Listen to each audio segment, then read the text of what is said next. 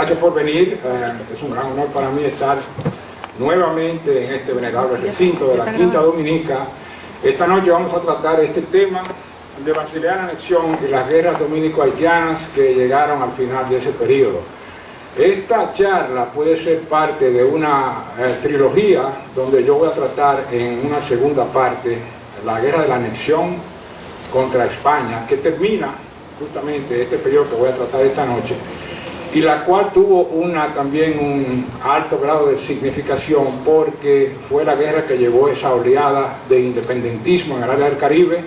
contribuyendo a lo que serían los movimientos de independencia en Puerto Rico y en Cuba. Entonces esa será de un tratamiento separado, como digo, por la importancia que tuvo, y una tercera sobre los conflictos internacionales en la zona del Caribe en el periodo comprendido en los 3/4 del siglo XIX, donde el Caribe se convirtió nuevamente en una frontera imperial de confrontación entre España por un lado, a través de su colonia Puerto Rico y Cuba, Inglaterra, Francia y el creciente poder de los Estados Unidos de Norteamérica, que terminarían cerrando el siglo XIX con la posesión de la perla de las Antillas de Cuba. Pero esta noche vamos a tratar el tema de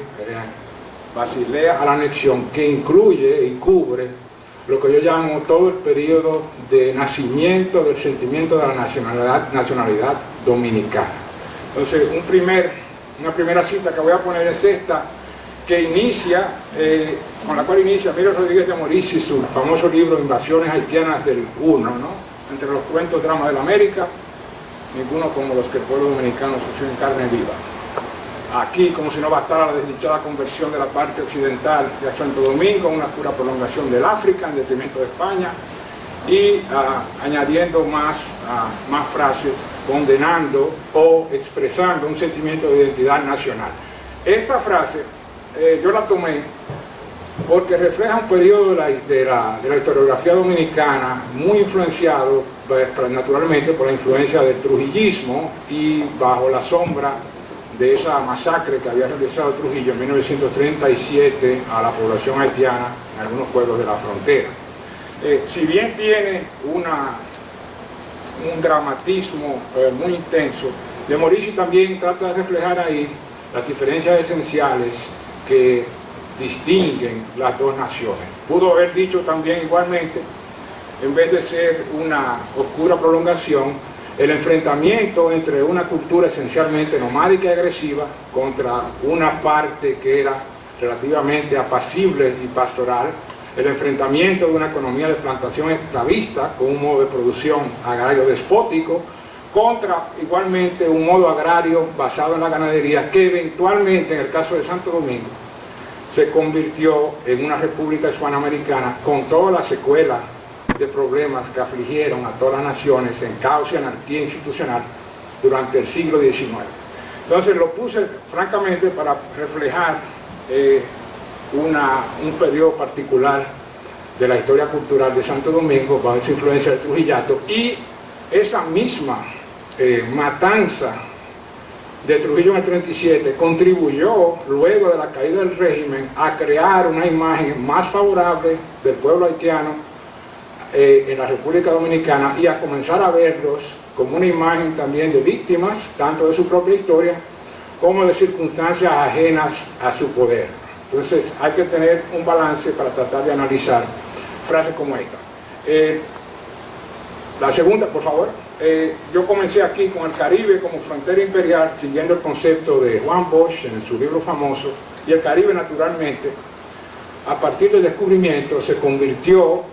esencialmente en una frontera imperial donde los poderes nacientes coloniales europeos, las naciones del norte de Europa que se independizaron de la influencia mediterránea que tuvieron durante toda la Edad Media, que era la Reforma Protestante, comenzaron esas potencias coloniales del norte, Inglaterra, Francia, Holanda, a penetrar en las nuevas tierras. El Caribe esencialmente puede ser considerado como el inicio histórico del imperialismo político y económico europeo. Si bien hubo algunas posesiones en el norte de África, es realmente en el Caribe donde comienza la hazaña imperial, y es el caso particular de la isla española de convertirse en ese foco de esa intensa lucha imperial, donde la española tiene el privilegio de ser la única nación en la historia que nació el mismo año en que nació la potencia imperial que la controlaba, que fue en 1492. En abril de ese año expulsaron a los árabes y se formó esencialmente la nación española, y en diciembre de ese mismo año la española fue descubierta y se creó el primer asentamiento en el Fuerte de la Navidad. Entonces,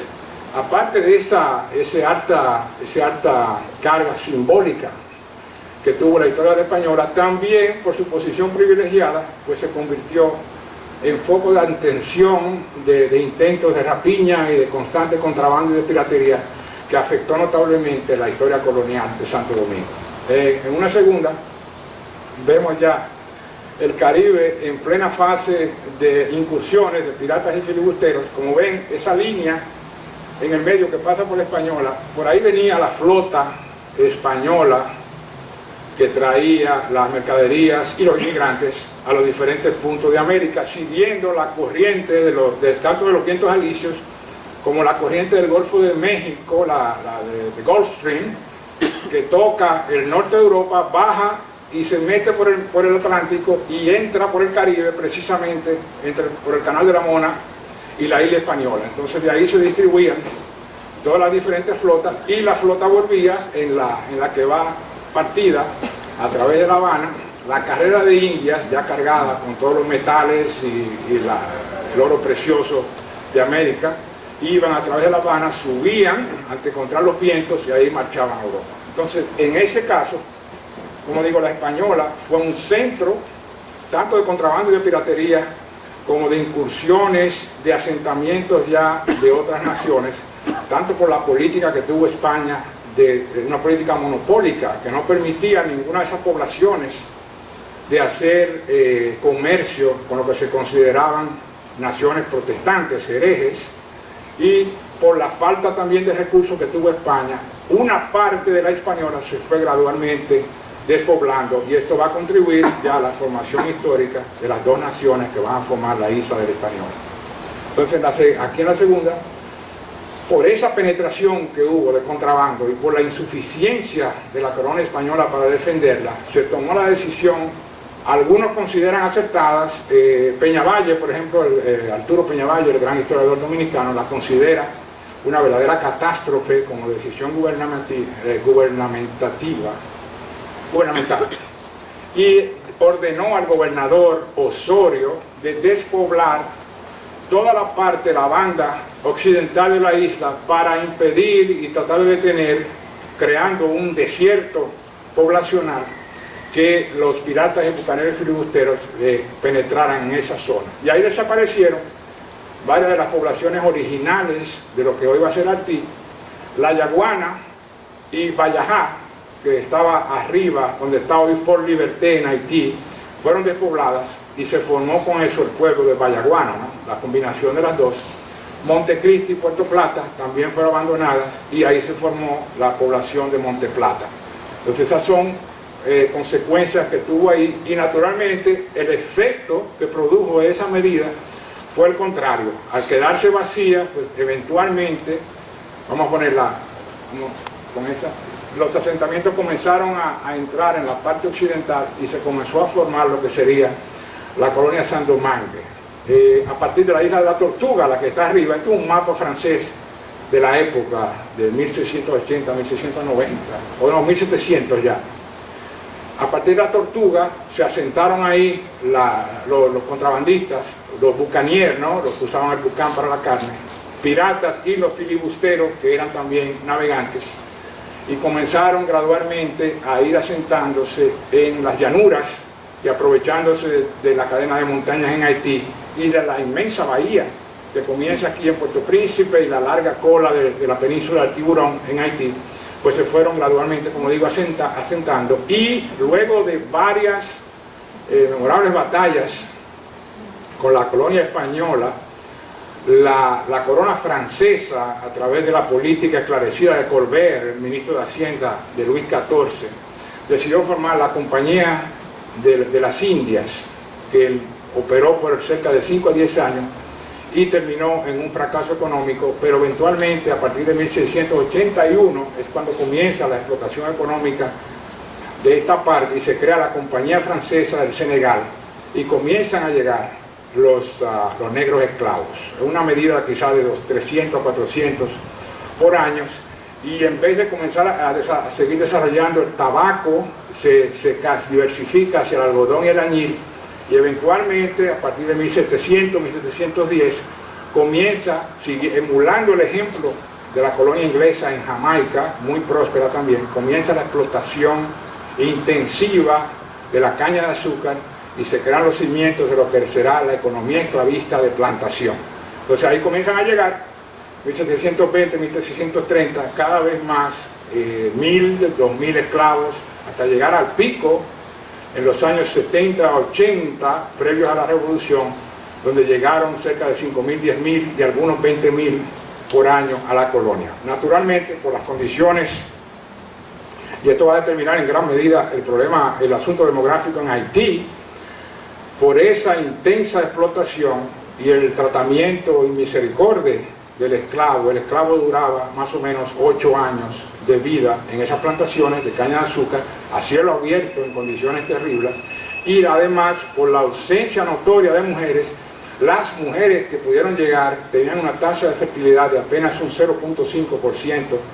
por vida reproductiva, donde una tasa de fertilidad para mantener una población estable necesita 2.1 de acuerdo a criterios demográficos. Entonces 0.5 implica no solamente un crecimiento vegetativo muy pobre de la población, sino una tendencia hacia la negatividad, un crecimiento negativo. ¿Cómo se compensó eso? Fue trayendo cada vez más esclavos. Importaban más y más de diferentes regiones del África, mayormente del área del Benín, del delta del Níger, los Arará, los Fon y de los Congos. Entonces eso produjo también una diversidad demográfica entre los esclavos y una cultura que se llama bozal, donde la inmensa mayoría de ellos no solamente habían nacido en África, sino que solamente hablaban lenguas africanas. Al momento de 1789, que es la producción pico de la colonia francesa, la más próspera en el mundo, llegaron a producir 200 millones de dólares constantes del año 1789, que estamos hablando de 20, 25 billones de dólares a precio corriente. Y en ese momento, de los 400.000 esclavos, más de 250.000 eran bozales, o sea, africanos y con lengua africana. Ahí contribuyó también a formarse una identidad básica del pueblo haitiano, que fue con la formación del creol, de la lengua creol, que permitió eventualmente la comunicación entre todas esas diversas etnias africanas. Después de esto, claro está, quise poner aquí el Tratado de Aranjuez para ver cuáles eran los límites territoriales tradicionales entre la colonia española y la colonia francesa. Como ustedes ven, el área donde está hoy Juana Méndez, Hincha, Las Caobas, todo eso era español y penetraba prácticamente todo el Valle del Artibonito en el norte, aquí, casi llegando al Canal de los Vientos, en la costa occidental de Haití. Entonces todo eso se confirmó en el Tratado de Aranjuez. Eventualmente hubo una serie de cambios en los límites fronterizos y fue solamente en el año 1929 que una comisión encabezada por Manuel Arturo Peñavalle delimitó, puso los límites actuales, que significa la adición a Haití de cerca de 10.000 kilómetros cuadrados. En la colonia de San Domingo eran más o menos 16.000 y ahora Haití tiene 27.500, 27.700, y que comprende toda esa banda aquí, como digo, de penetración en el Valle de Artibonito, y es por eso que en algunas de las batallas en la Guerra de Independencia uno va a notar que las Caobas, Hincha, Juana Méndez eran inmediatamente tomadas por los haitianos, y es por la cercanía que tenía de lo que era en ese momento ya Haití. Entonces luego el Tratado de Aranjuez, que fue en 1777, se confirmaron esos límites, y aquí está el mapa de la famosa Revolución de Haití. La Revolución de Haití comenzó primero con una sublevación de los mulatos libres con Vicente Ogué, que fue brutalmente suprimida por las autoridades francesas en 1790, 1791, pero eventualmente los aires de libertad, ¿no?, que provenían de la Convención Revolucionaria en Francia y de la Declaración de los Derechos del Hombre Universales, eventualmente se filtraron hacia el inmenso segmento de la población, que era la población negra, y en una célebre leyenda, el 14 de agosto de 1791, en la foresta de Huacaimán, un grupo de esclavos, bajo el liderazgo de Buckman, un sacerdote, un jungán, ¿no? Un sacerdote vudú jamaiquino, se congregaron en la planicie del norte, tomaron un cerdo negro, le cortaron la cabeza, la sangre brotó, lo mezclaron con pólvora, todos bebieron y juraron en 8 días declarar la insurrección de muerte al blanco. 14 de agosto, y el 22 de agosto explota ya la insurrección en la planicie du Nord, ¿no? Toda esa banda de aquí del norte de Haití, y comienzan a atacar todas las habitaciones, como se le llamaba a las plantaciones, y comienza la masacre sistemática de blancos. Luego de 2 años, 3 años de inmensos disturbios, va surgiendo gradualmente como líder del movimiento negro el que va a ser el gran líder de la revolución, Toussaint Louverture, también de la habitación Breda, ¿no? Un cochero,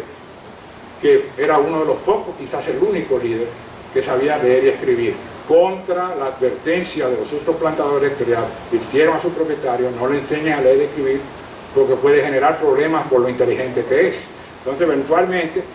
Toussaint se vuelve el líder de esta insurrección, pero el país,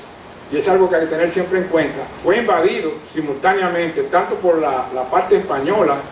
de Santo Domingo, toda esa parte oscura que penetra en Haití, y también los ingleses, aterrados, como lo tuvo todo el continente americano, de que esa insurrección de los negros en Haití iba a contribuir a crear una insurrección similar en su muy próspera colonia en Jamaica. Mandaron también un ejército de cerca de 8.000, 9.000 hombres, y ocuparon por años toda la banda esta de lo que hoy es Puerto Príncipe con la bahía, y una gran parte también de la cola de la península del Tiburón en Haití. Entonces esto generó un conflicto internacional entre Inglaterra, Francia y España de gran intensidad. Francia, naturalmente, envuelta en la conmoción del periodo del terror y el periodo revolucionario, y la ascendencia de Napoleón Bonaparte, ¿no? Como líder militar,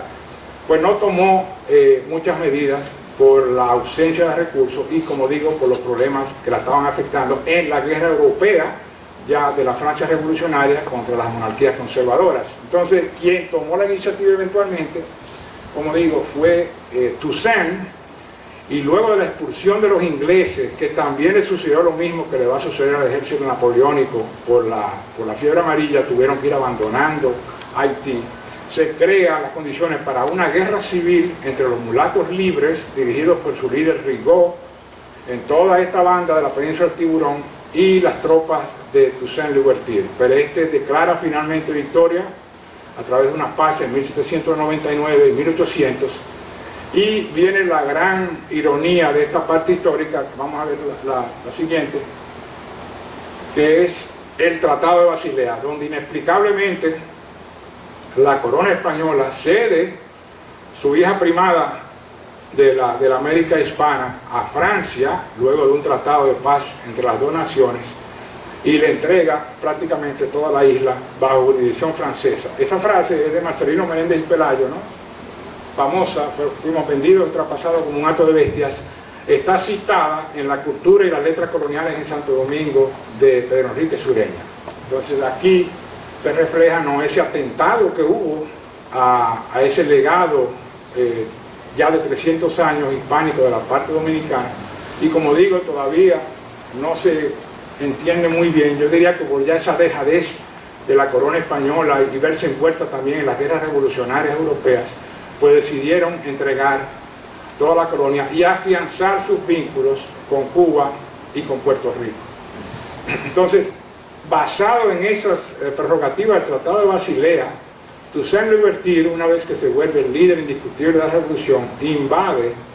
la parte española a nombre de Francia, como comandante de Francia, y toma la isla completa, la primera invasión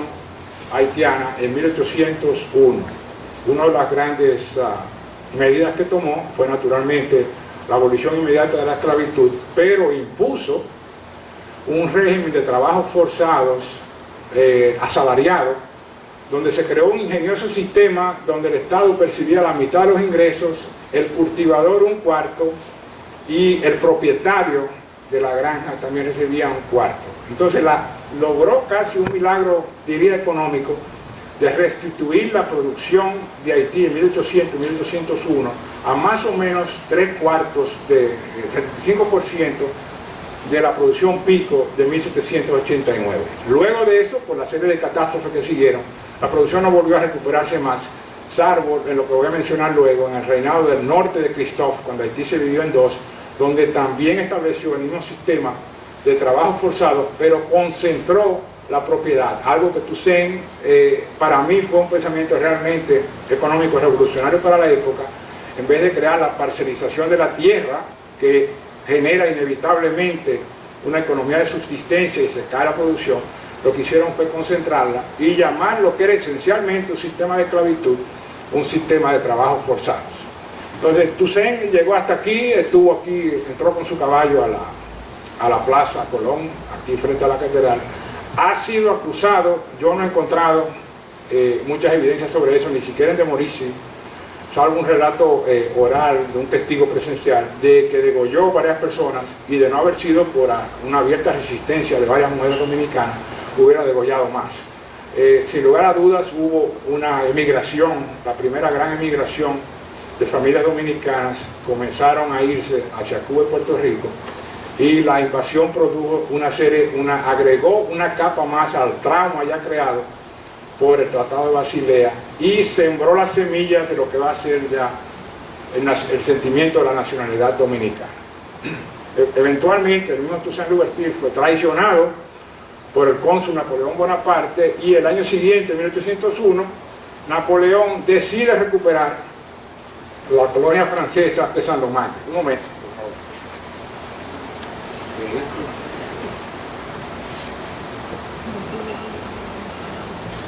Y aquí viene la famosa expedición de 16.000 hombres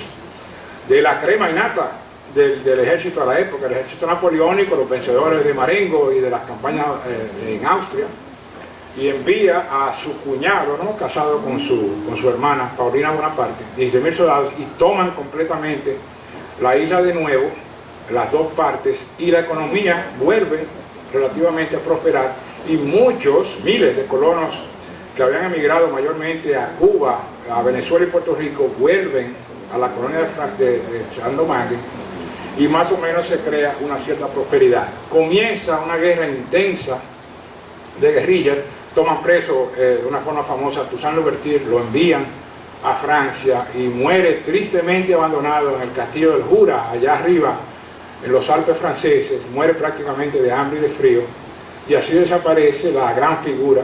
de Toussaint Louverture. Hay un gran poema para los que les interesa la figura de William Wordsworth, el poeta romántico inglés, fabulosa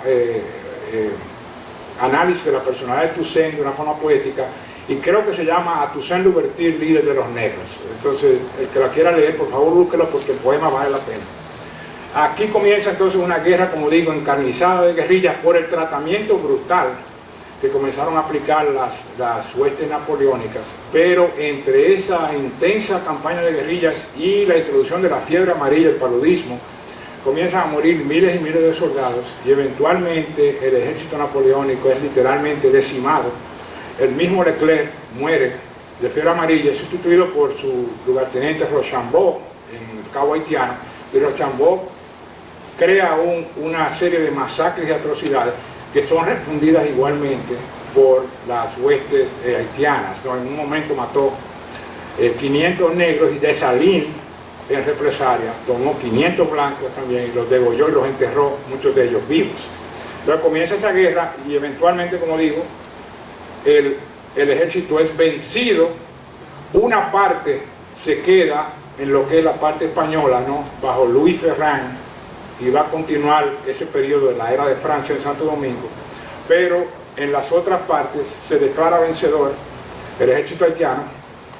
todavía no haitiano, pero es Jean-Jacques Dessalines, lugarteniente de Toussaint Louverture, que se había aliado junto con Pétion a la invasión de Leclerc contra Toussaint Louverture en el momento de la invasión, algo no muy sabido, pero muchos de los generales se unieron a él y dejaron a Toussaint solo, pero como digo, ante esta política encarnizada de atrocidades, todos fueron cambiando de opinión, y el Dessalines, el 1 de enero de 1804, en Gonay, que era la antigua población guanajibes española, declara la independencia de la primera República Negra, segunda en el hemisferio, primera República Negra en el mundo, primera y quizás única república que ha pasado de una condición de esclavitud a un Estado republicano, y se toma el nombre de Haití, ¿no? País montañoso, para designar la nación, y eventualmente para designar, de acuerdo a la historiografía haitiana, a toda la isla, comprendiendo la parte española. Esa es una gran frase, ¿no? Aquí Dessalines invadió también, es la segunda invasión, en 1805, invade a través de la llanura del Cibao y por la columna del sur, y llega prácticamente a las murallas de la ciudad de Santo Domingo, en el sitio que le llaman Galá, que creo que es el camino chiquito de Arroyo Hondo, y llegan a penetrar hasta la loma de San Carlos. Hay una famosa anécdota que Luis Ferrán, con sus 800.000 hombres que tenía, alguien le apuntó desde el baluarte en la colina de San Carlos, ese que está ahí de Dessalines, y largaron una bala de cañón que partió en dos al que estaba al lado de Dessalines, y este milagrosamente salvó la vida. Cuando Dessalines ve una fragata francesa que llega a la bahía de Santo Domingo, interpreta que esta fragata viene no solamente a auxiliar las tropas francesas aquí, sino que van a continuar a invadir Haití, y comienza la retirada. Esa escuadra que llegó del almirante Massissieu es muy curiosa, porque los franceses en Francia no tenían idea de que habían todavía franceses aquí en la parte española, y Ferrán no tenía la menor idea de que Napoleón ya se había declarado emperador. Entonces fue realmente un encuentro de comunicación entre ellos, y eso determinó que Dessalines hiciera su famosa retirada a Haití, con toda una cadena y secuela nuevamente de atrocidades. Y esa frase del gran Gabriel García, ¿no? La huella de la deshonra y la expropiación corrió parejas con el infortunio, se refiere naturalmente al degüello en Moca, donde se estiman, hay quien dice 400, pero no creo que hayan sido, degollaron una iglesia, muchos mocanos, hicieron una devastación de una cadena de violaciones y de muertes entre La Vega y Santiago, y en Santiago ejecutaron también cerca de 300 a 400 personas y quemaron la fortaleza y los fuertes en Santiago, y se llevaron un promedio de 800 a 900 mujeres y niñas, muchas de ellas en condiciones de esclavitud, al cabo haitiano. El general Christophe, que luego sería emperador,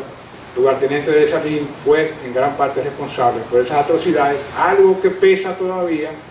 en la historiografía y en la mentalidad o el inconsciente colectivo del dominicano, que siempre recuerda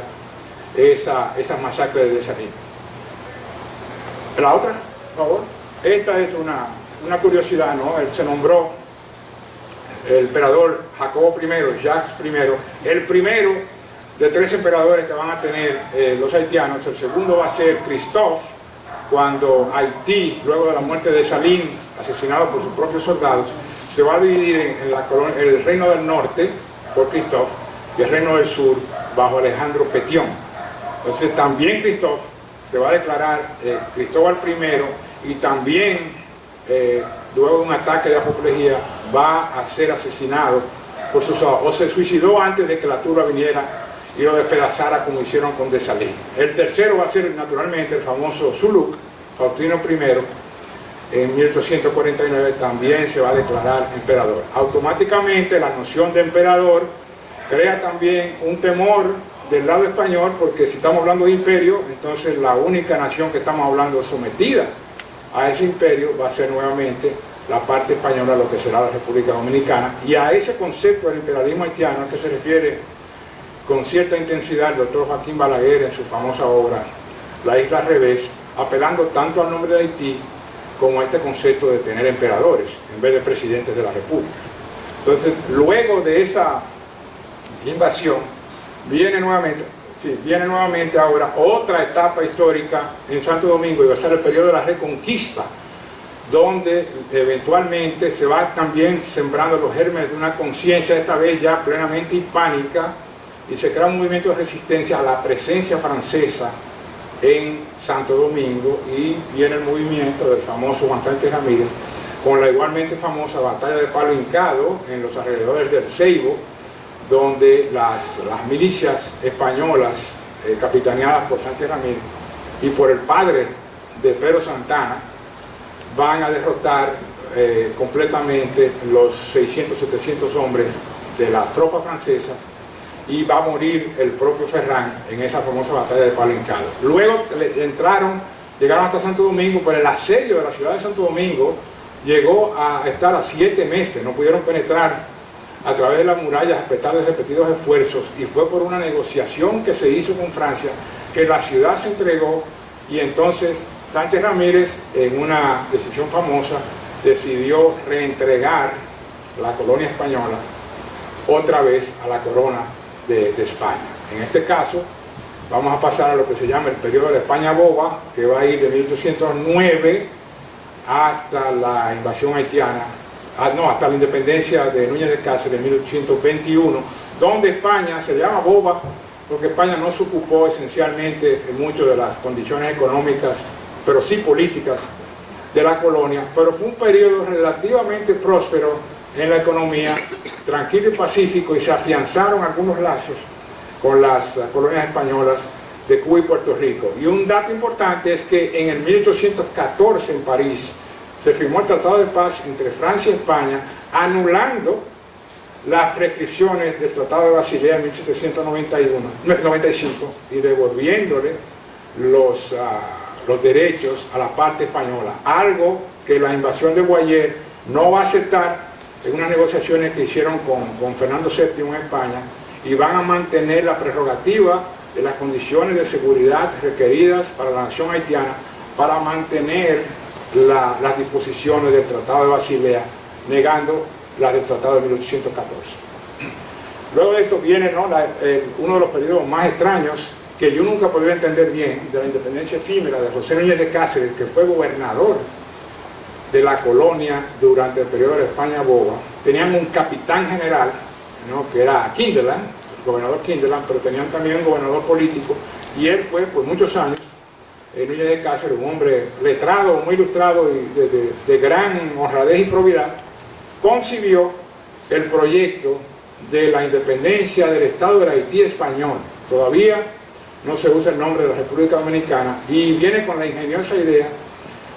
de ponerlo bajo el protectorado de lo que en ese momento era la Gran Colombia, o sea, lo que está, las campañas de Bolívar en Sudamérica, tratar de persuadirlo de que cubriera con su manto a la colonia española de Santo Domingo. Bolívar, enfrascado de lleno en 1821 en las campañas de Ecuador, Colombia y eventualmente de Perú,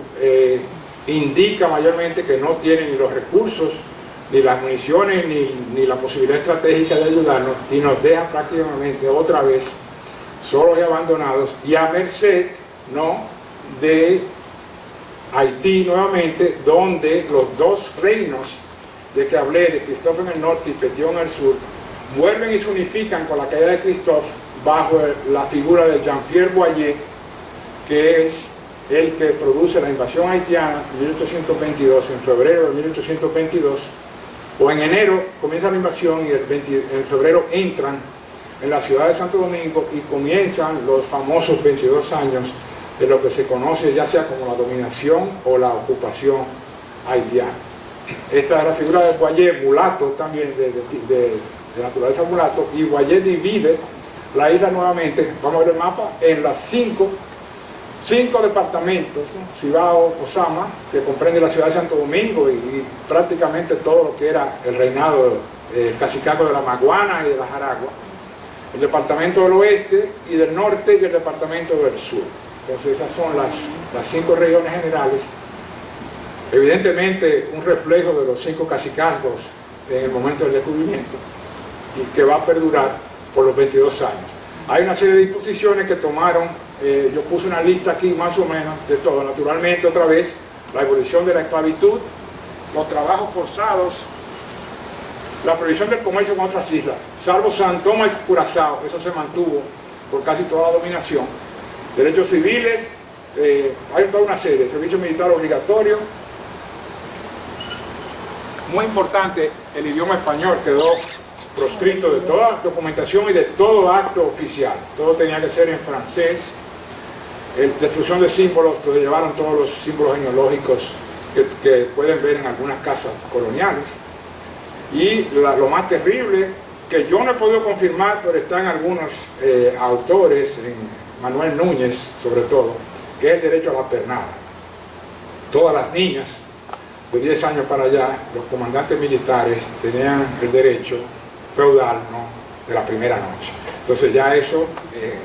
de ser cierto, pues crea un clima y una hostilidad que es prácticamente para todo padre aquí o madre una cosa impensable, y aparentemente ese derecho se mantuvo por mucho tiempo. Hubo un famoso caso en el tercer mes de invasión en San Carlos nuevamente, lo que se llama las Vírgenes de Galindo, donde un padre fue asesinado y sus 3 hijas fueron violadas primero por la soldadesca haitiana y luego asesinadas. Es un caso famoso que evoca con gran lirismo José Gabriel García en su historia. Y hubo otros casos similares también a lo largo de los 22 años. Uno de los grandes problemas que tuvo fue el asunto de las tierras. Hubo un combate muy intenso en la necesidad que tenía el gobierno haitiano de expropiarse de todas las tierras. Todos los bienes de la iglesia fueron expropiados, muchos monasterios cerrados, si no todos, y algunos, incluyendo el arzobispo, ¿no?, el vicario Valera de Santo Domingo, tuvieron que emigrar al exterior. Y al igual que todas las familias, en este caso también otras docenas, centenas de familias emigraron, todas las propiedades de esas fueron también tomadas, pero los títulos de propiedad de las personas que se quedaron pasaron 14, 15, 16 años en litigio y nunca, increíblemente, pudieron ser tomadas por el gobierno haitiano, y fue siempre un factor notable de tensión. Es a partir de 1838 donde surge la figura egregia, ¿no?, del padre de independencia, Juan Pablo Duarte, el patriarca visionario de la independencia, con apenas 25 años, cuando fundó la Sociedad de la Trinitaria en una pequeña casa que todavía pueden ver aquí, el 16 de julio de 1838, frente a la iglesia del Carmen, en la calle Sánchez con el arzobispo Noel. Ahí se fundó con un grupo de 8 jóvenes, y era el 9º, la Sociedad de la Trinitaria, para comenzar, y se le aplicó el nombre primero de la República Dominicana para crear un movimiento separatista e independizarse de la dominación haitiana. Duarte era un hombre relativamente ilustrado, había viajado al extranjero, muy lucrativo. Su padre era el dueño de una ferretería en Santo Domingo y producía cuantiosos ingresos para los niveles de la época. Y de hecho la primera contribución que hicieron todos los trinitarios, lo que hicieron fue invertir en la ferretería, y con los ingresos que se derivaban de ahí, un método bien capitalista para la época, comenzaron a financiar las actividades secretas de la Trinitaria. Entonces se comienza a gestar ya ese movimiento, que puede ser interpretado como un 14 de junio de 1838. Lo que sucedió aquí con la juventud en el 59, 60, comenzó a suceder bajo la dominación haitiana. Entonces Duarte, como digo, está aquí, póngalo así, el otro. Aquí es el manifiesto, ¿no? Hubo una revolución eventualmente en Haití, ¿no? Los parlamentarios liberales, sobre todo en el sur, se rebelaron contra Boyer, y en el 43 Boyer es derrocado y es llevado a la presidencia Charles Gerard Henné como presidente de Haití, y eso va a generar también una serie de conmociones en la parte dominicana, y en abril del 43 se subleva la población hispana aquí en Santo Domingo y toman la capital de la guarnición haitiana, y entonces Gerard manda de nuevo un ejército, y es en ese momento cuando Duarte se ve forzado a salir al exilio en 1843. Pero eventualmente se va creando los cimientos de lo que va a ser la famosa Declaración de Independencia llevada a cabo por Ramón Matías Mella en el Baluarte, ¿no?, el 27 de febrero, y se funda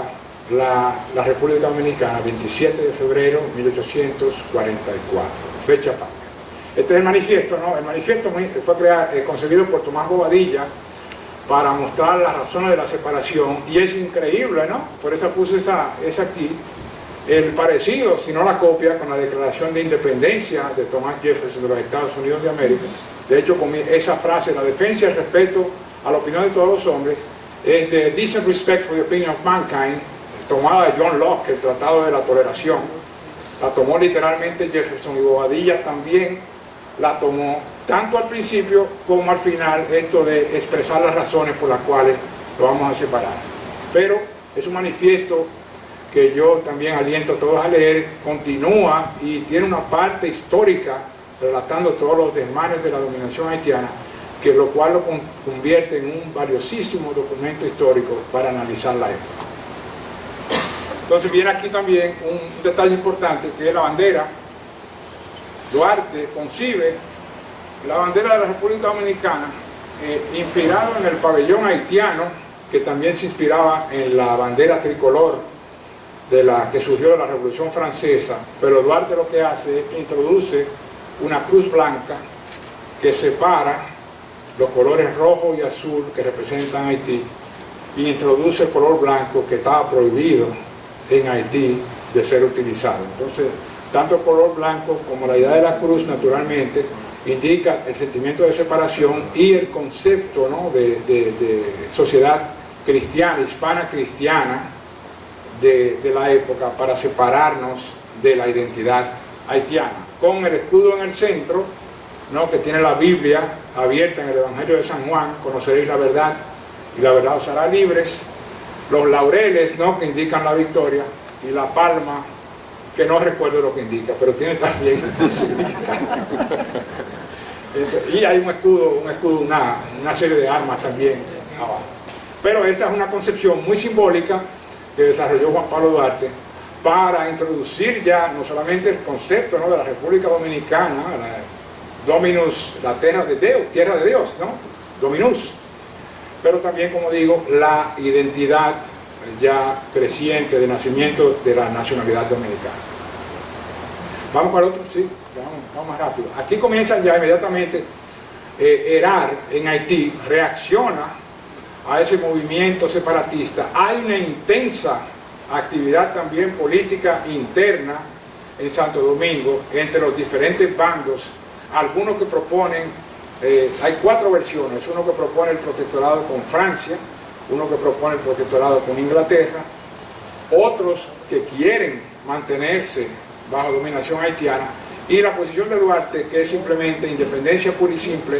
sin injerencia extranjera. Entonces hay un debate ahí, como digo, de facciones, que no sale a relucir mucho en los documentos de la época, salvo cuando se estudian ya las proclamas mismas, pero hay ese debate interno. Pero a todo esto se sobrepone ya la idea de la seguridad nacional por la invasión haitiana, que realmente une a todos estos diferentes contingentes ideológicos, los une en un compacto para defender la naciente república contra las invasiones, y comienza lo que van a ser 4 grandes campañas militares de 1844 a 1856. La primera campaña, básicamente yo listé aquí 5, 6, 8, 11 batallas, todas memorables, todas singulares. No puse una del fuerte de Cachimán, pero hablaré un poco de ellas. Las más memorables todas están: la primera, la 19 de marzo, en la población de Asua, que donde el contingente de Herar, dirigido por el presidente Herar, se enfrenta a las tropas, muchas de ellas milicianas, de Pedro Santana, un distinguido batero del Seibo, hijo de Pedro Santana, que combatió en la Reconquista contra Ferrán, con Juan Sánchez Ramírez. Entonces ahí se da la batalla, y los haitianos atacan, una táctica que van a usar mucho en la primera campaña, atacan frente a la posición cerrada de fusilería de infantería de los dominicanos y la cañonada, y no logran penetrar las filas, y dejan una serie de muertos. Algunos hablan de 400 a 500 haitianos muertos, y se comienzan a retirar. E increíblemente aquí viene un error estratégico quizás de Pedro Santana, que no sigue la táctica militar normal que hubiera sido de perseguir la retaguardia de las tropas haitianas y tratar de desbaratar y crear aún mayor daño, sino que las deja que sigan la retirada, y él mismo retira sus tropas a Sabanagüey, fuera de Asua, lo cual conduce a que 2 días después las tropas de Heral entren en la ciudad de Asua y la dejen devastada casi hasta los cimientos. Se va a dar otra batalla muy importante con Antonio Duvergé en las afueras de Asua, que es más bien un apéndice del 19 de marzo llamado el Memiso, donde también Duvergé logra vencer de una forma categórica a una división haitiana del ejército de Heral. La otra gran batalla, esta es la gran primera batalla, ¿no? 19 de marzo de la campaña de independencia. La segunda, naturalmente, la célebre, el 30 de marzo, en Santiago, dirigida por los dominicanos, por José María Inver, comandante, y las tropas haitianas por el comandante Pierrot. Se da esa batalla en las orillas del Yaque del Norte, en las afueras de Santiago, en una especie de planicie con un fuerte, y nuevamente las tropas haitianas vuelven a la carga. 10.000 soldados en 5 columnas de 2.000 soldados cada una comienzan a atacar las posiciones, y otra vez la fusilería dominicana logra diezmar las fuerzas haitianas, y en este momento en esta batalla se da un contraataque dirigido por el contingente de Fernando Valerio, de los santiagueros memorables, a la lanza y al machete, y causan también estragos, y los haitianos se retiran con una derrota más fulminante, diría yo, que la del 19 de marzo, y aquí los muertos oscilan entre 600 y 700 de las tropas. Entonces aquí se asegura el Memiso, como dije, con Duvergé, y una pequeña batalla naval que se dio en la bahía de Ocoa, en Tortuguero, el 15 de abril, fundamentalmente 2 goletas y un bergantín contra una fragata, pero se le llama una batalla naval, y consolida también, y le va agregando, ¿no? Cada batalla le va agregando una confianza al naciente ejército dominicano, que se va a reflejar ahora en la segunda campaña, que va a tomar lugar en el 1845, donde el general Jaez Jeffrard en las tropas haitianas. Y aquí los dominicanos, contrario a las posiciones de defensa, tanto en la Estrelleta como en Bel Air, van a tomar la ofensiva y van a atacar los ejércitos haitianos. La Estrelleta tiene lugar, vamos a ver los mapas, ¿sí? Este es el mapa de la primera campaña para que tengan idea dónde se dieron las batallas, ¿no? Aquí en la provincia de Asua, y arriba en Santiago, las estrellas rojas. La segunda, aquí es Charles Herald, presidente de Haití, no una cosa. Y la segunda campaña, Santana, 30 de marzo, puse las fotos. Pero fíjense aquí ya que las hostilidades ya es en la frontera que estamos peleando. Entonces ya el ejército no solamente tiene esa confianza que ha ganado en la primera campaña, sino que prácticamente lleva la guerra a territorio haitiano, y se da primero la memorable abajo en la Estrelleta, dirigida por el comandante José Joaquín Puello, donde hubo un ataque feroz por parte del contingente dominicano, y ahí participó el sargento llevando la bandera dominicana, que entró hasta las filas, Lorenzo de Ogracia Martí, mi tatarabuelo,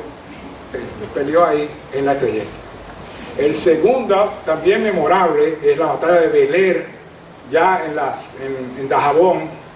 donde las tropas cibaeñas, ¿no? Mayormente los santiagueros dirigidos por Francisco Antonio Salcedo, Pepillo, atacan el fuerte de Bel Air a campo abierto por casi 500, 600 metros, van con esa carga de machetes y de lanzas, y crean un pánico general en el fuerte de Bel Air, donde están las tropas haitianas. Entran y causan una devastación, y más o menos 450 haitianos mueren en esa batalla, que con esta carga tremenda de Pepillo Salcedo a caballo por el ala del centro, atacando al fuerte de Bel Air. Realmente las dos batallas son, en términos estratégicos, memorables, y prácticamente aseguran varios años de paz a la República Dominicana por la derrota aplastante que sufren los haitianos. Hay una que no puse, que es en el área de Comendador Elías Piña, donde está el célebre fuerte de Cachimán. Ese fue tomado 3 o 4 veces, no lo puse porque fueron tantas batallas y pleitos que se armaron ahí, del lado haitiano, ¿no? de lo que es Bel Air en Haití hoy. El fuerte estaba ahí y Duvergé, por lo menos, entró 3 veces, tomó el fuerte, volvían y salían, los haitianos volvían y lo tomaban. Pero esa formó parte de la primera, de la segunda y de la cuarta campaña, de la batalla de Cachimán, que fue la que no puse en el cuadro. Entonces viene un periodo relativo. Este es el héroe de la Estrelleta, José Joaquín Puello, fusilado 3 años después por Pedro Santana, presidente de la República. Este es el héroe Pepillo, ¿no? Por lo hermoso que era, Francisco Antonio Salcedo, fusilado durante la Guerra de Restauración por el presidente Gaspar Polanco, también. Entonces, tercera campaña, realmente decisiva, se considera. Entra en escena el emperador Faustin Soulouque en Haití, que formaba parte de la Guardia Presidencial, y en un momento dado decidió matar una conspiración, y mató a todos los ayudantes del presidente en ese momento, que no recuerdo quién era. Y Soulouque, de una naturaleza despótica y brutal, toma el poder en Haití, se declara emperador Faustino I y crea la tercera gran matanza de mulatos en Haití, donde no queda prácticamente mulato vivo, y decide formar un inmenso contingente de cerca de 25.000 soldados para atacar la República Dominicana, que es la tercera gran campaña. Soulouque lanza una proclama antes de la batalla de las Carreras, donde indica que cuando ellos ganen la batalla de las Carreras en Santo Domingo no van a quedar vivas ni los gallos ni las gallinas. Entonces, con esa terrible premonición, Pedro Santana es de nuevo convocado para traer un inmenso contingente, y se da la memorable batalla, primero la del número, donde gana Antonio Duvergé a un contingente de cerca de 5.000 hombres de Soulouque, y de luego la batalla frontal en las Carreras, que duró de 2 a 3 días, y donde Santana logró, a través otra vez de una resistencia de esperar que llegaran los ataques haitianos, los fue rechazando una y otra vez, y Soulouque, al cabo del tercer día, el ejército ordenó la retirada y salvó a la República Dominicana nuevamente. Después de esta tercera campaña, vamos a ver si hay fotos. Aquí está Duvergé, está bien, fusilado por Pedro Santana. 2 años después. Se da lo que se da el periodo de la tregua, que va de 1850 hasta 1855. Ahí comienza, en ese periodo hay una intensa negociación entre Francia, Inglaterra y Estados Unidos para ver cuál va a tomar predominancia sobre el otro en las decisiones de la Hispaniola, donde ya en el área del Caribe se está haciendo sentir todos estos conflictos, y esta tensión que hay está comenzando a transmitirse tanto a Cuba como a Puerto Rico. Entonces España intercede para tratar de crear una especie de paz, ¿no? Se crea esa tregua. Y la Inglaterra no muestra mucho interés, pero también interesa por el asunto con Jamaica. Francia de una manera más o menos con Napoleón III, pero los Estados Unidos ya comienzan a mostrar un intenso interés, porque tienen un movimiento del movimiento secesionista en el sur, que está muy interesado en ligar la economía sureña norteamericana, ¿no? de confederados, con la isla de Cuba. Entonces también comienzan a mostrar. El secretario de Estado John Calhoun, sureño, se establece una correspondencia con Buenaventura Báez aquí, y comienzan algunas gestiones para tratar de crear un movimiento de anexión a los Estados Unidos de América. Pero en ese interregno que se da hasta el año de 1855, Faustino Soulouque vuelve y crea otro ejército, y comienza la cuarta y última campaña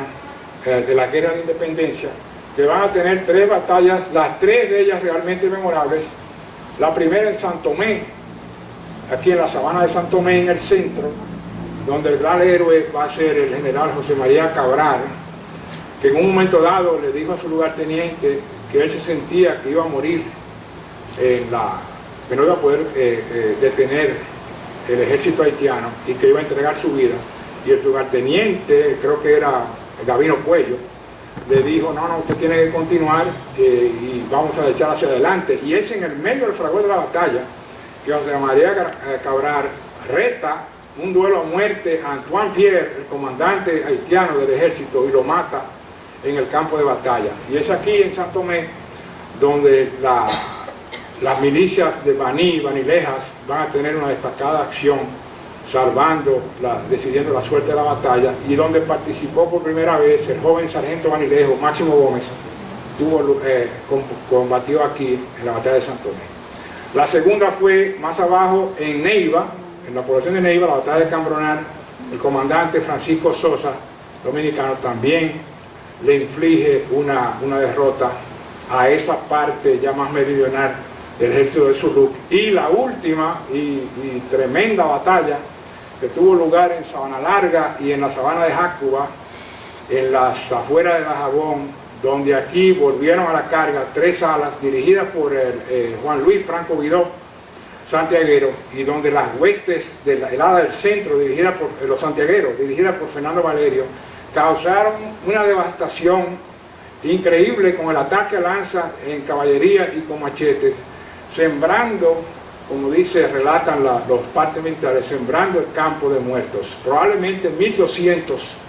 haitianos murieron en la última batalla que selló definitivamente la suerte, ¿no?, del ejército haitiano y garantizó la independencia de la República. Entonces aquí, con esas 4 grandes campañas, como digo, sin parangón probablemente en la historia de América, porque cuando uno analiza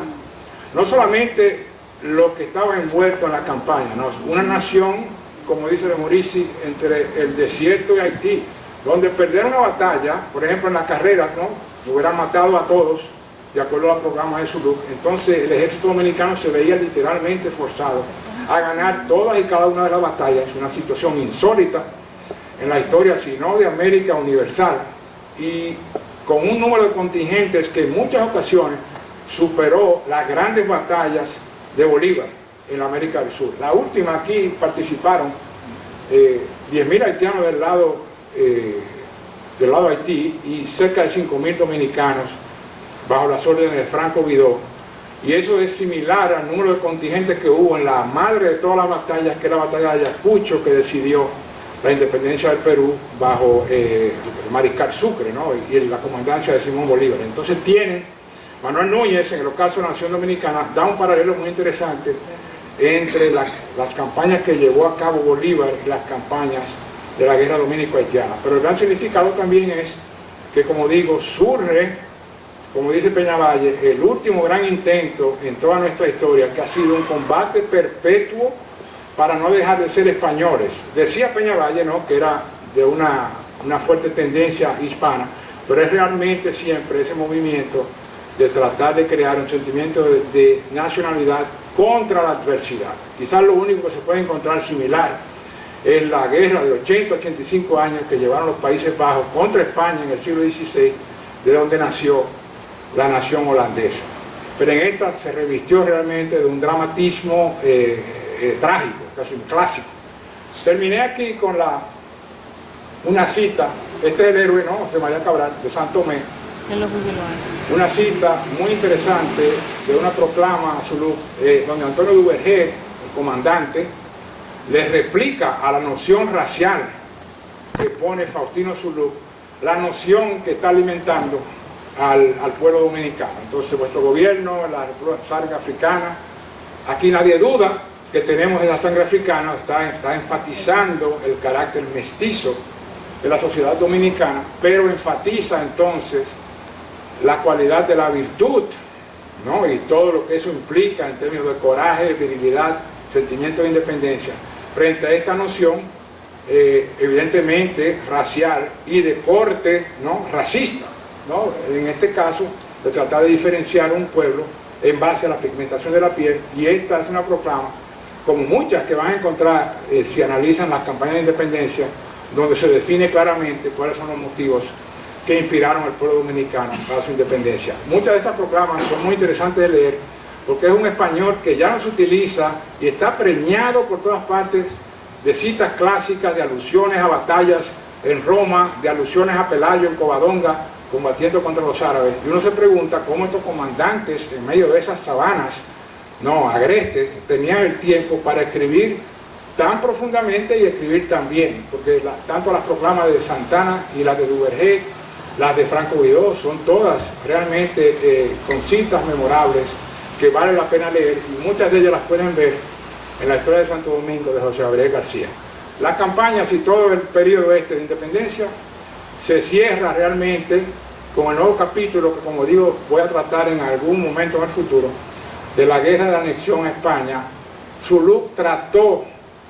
de formar una quinta campaña, y aquí interviene decisivamente el secretario de Estado norteamericano John Webster,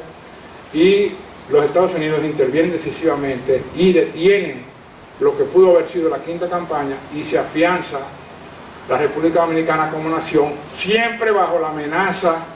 de esta amenaza haitiana que va a provocar esta otra singular episodio de nuestra historia, que va a ser de volver a entregar la nación a España, donde va a ser la última intervención ya de España en los destinos de la República Dominicana, y va a crear los cimientos para la guerra de restauración y, como dije al principio, los movimientos eventuales de independencia en las Antillas. Entonces, este es el recuento que traté de hacer muy rápidamente, y les agradezco su paciencia por haber hecho esta disertación y de haberla escuchado, y ahora aliento a ustedes a tener cualquier pregunta que puedan tener sobre este dramático periodo de la historia dominicana. Muchas gracias.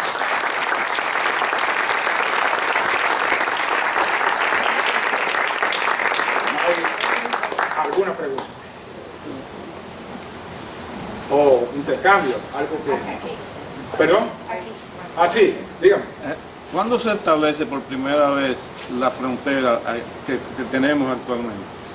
Bueno, la versión definitiva, como digo, fue el Tratado de 1929. Una comisión fronteriza dirigida por Peñavalle delimitaron lo que está ahora. Entonces, al momento de la independencia, pues era difusa esa área que digo de 10.000 kilómetros, ese valle que se mete, el Altibonito, lo tomaban y volvían y lo retomaban. Pero todo eso fue Haití del 22 al 44. Después de la campaña de independencia, creo que volvieron a penetrar a lo que hoy es Hinchas, Juana Méndez, pero no llegaron tan adentro al Valle del Altibonito. Eso se mantuvo haitiano por mucho tiempo. Pero la versión definitiva fue en 1929. Peñavalle tiene una historia de la cuestión fronteriza, donde hay todas las negociaciones que se hicieron. Gracias. ¿Alguien más? Sí, diga.